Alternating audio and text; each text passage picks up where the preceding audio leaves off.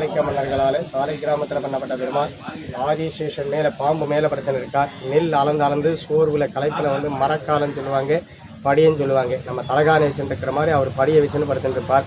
நாபியிலிருந்து துப்புள் கொடியிலிருந்து பிரம்மா, ஸ்ரீதேவி, பூமாதேவி, நாச்சார் பெருமாள் களைப்பில் படுத்துன்னு இருக்கிறதால அவர் காலை பிடிச்சி விட்டுருப்பாங்க.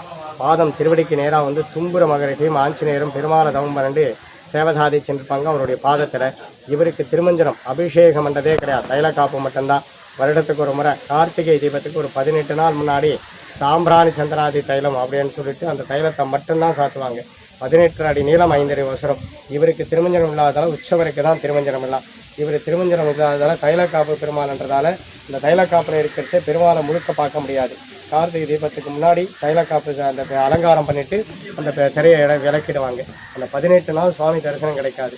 இவருக்கு அபிஷேகம் இல்லாததால் உற்சவ மூர்த்திகளுக்கு தான் அபிஷேகம்லாம். வட ஸ்ரீரங்கன் பேர்.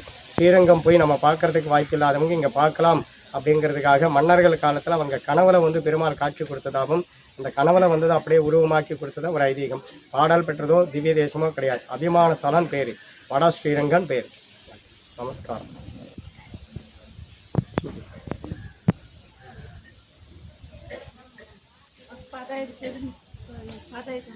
తద్ది ఐదు మట్టి పెద్దది మట్టి అక్కడ కావాలా